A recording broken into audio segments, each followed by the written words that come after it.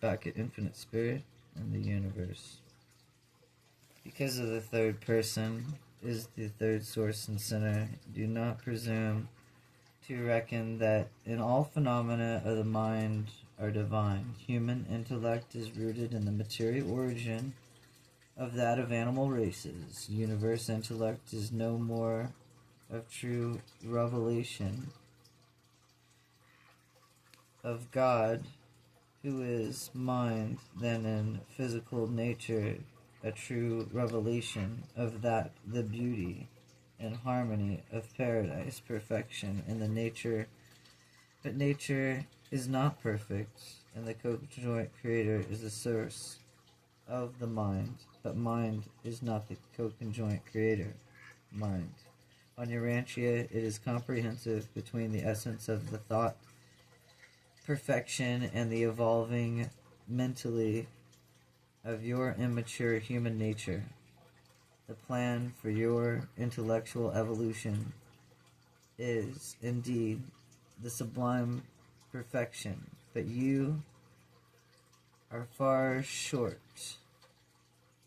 of that divine goal as you function in the tabernacles of the flesh. Mind is truly of divine origin, and it does have a divine destiny. But your mortal minds are not yet of divine dignity. Too often, oh, too well often, you mar your minds by the insincerity and sear them by the unrighteousness. You subject them to the animal fear and distort them by the useless anxiety thereof. Fear is useless and gets you nowhere in the source of the mind, and is not of divine mind. As you know, it is in your world only. You consider it a part of ascension, and it is only a problem in a part of your ascension. For as your mind, you know, in your world of ascension, you can hardly become the object of great admiration, much less of adoration or worship. The contemplation of the immature and inactive human intellect should lead only to the reactions of humility. 6. The mind-gravity circuit. The third source and center is the universal intelligence, the personally conscientious of every mind, every intellect, and all creation.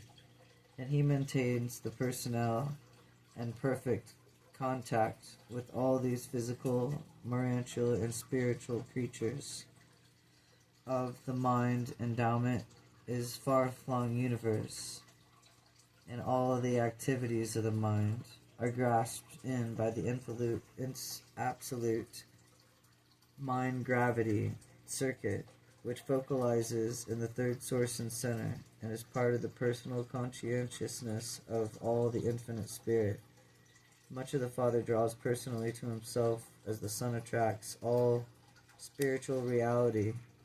So does the conjoint actor exercise a drawing power on all minds. As is said before, gravity, right? So it's a sense of gravity that we couldn't conceive or imagine, because he draws all sources to his mind. Therefore, Christ consciousness is a part of returning to Abba, the source of all minds. Okay, back to the book. He is unqualifiably dominates and controls the universal mind circuit through true universe and intellectual values of all divine thoughts and perfection of ideas, unerringly drawn into this absolute circuit of mind. Mind gravity can operate independently of material and spiritual gravity, but whenever and wherever the latter go, the impinge of gravity also functions, whereas the also associated personality of gravity to embrace the material creatures of the physical and moral finite or absolute, abstinent. So, just so you know what these words mean, physical or moral So this place is considered to be like URANTIA, so the term mortal comes from URANTIA, and this says URANTIal, which means your mortal time period in a body. And on the URANTIA finite, which is the given a time period, like you're, here for a certain amount of time, and then abstinent, of course, that you're not absolute, so abstinent would be the opposite. You would be quite in a finite situation of mortal frame. So, just so you know what those words mean. By irrespective of this, the endowment of the mind and impersonal beings qualifies them to think and endows with consciousness, and despite all the abstinence of personality, selfhood, or personality, dignity, human or divine, immortal, or potentiality, immortal, does not, however, originate in either spirit, mind, or matter. It is the bestowal of the universal Father.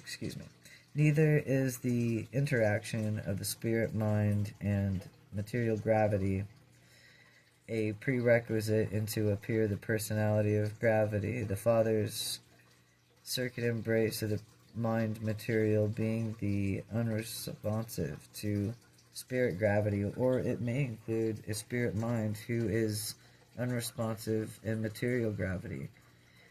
The operation of a personality gravity is always a volitional act of the universal Father,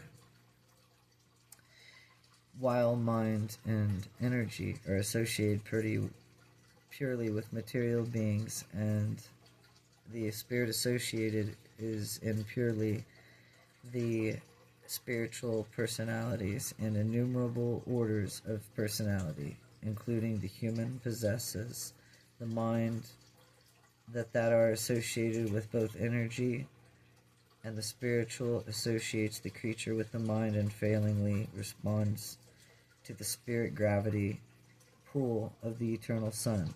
See, of Christ. Who could not see Christ and what he suffered and not feel like it's not just physical pain, it's a spiritual one. You cry because his love, and he didn't deserve that, and it's more than that. He's the Son of God. He's the way back home, and he's the pulling of that heart. Mind is one with God. So the spirit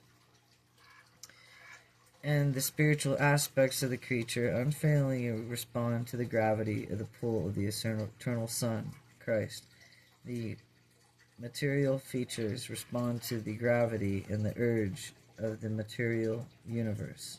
Cosmic mind, when not associated with either energy or spirit, is subject to the gravity demands of neither material nor spiritual circuits. Pure mind is subject to the universal gravity grasp of the conjoint actor. Pure mind is close of kin to the infinite mind, and infinite mind is theoretically the co-coordinate of the absolute mind of spirits and energy, in a parallel with the law in itself. The greater in the spirit energy divergence of the greater of observable function, and lesser of the diversity of spirit, and lesser of the observable function of the mind. Apparently, the maximum human function in the cosmic mind and the witness of the time of space and universe. Here mind seems to function, and the mind alone, in the energy of spirit. But this is not true on the higher levels of paradise energy. All spirits on the paradise energy and spirit are essentially one.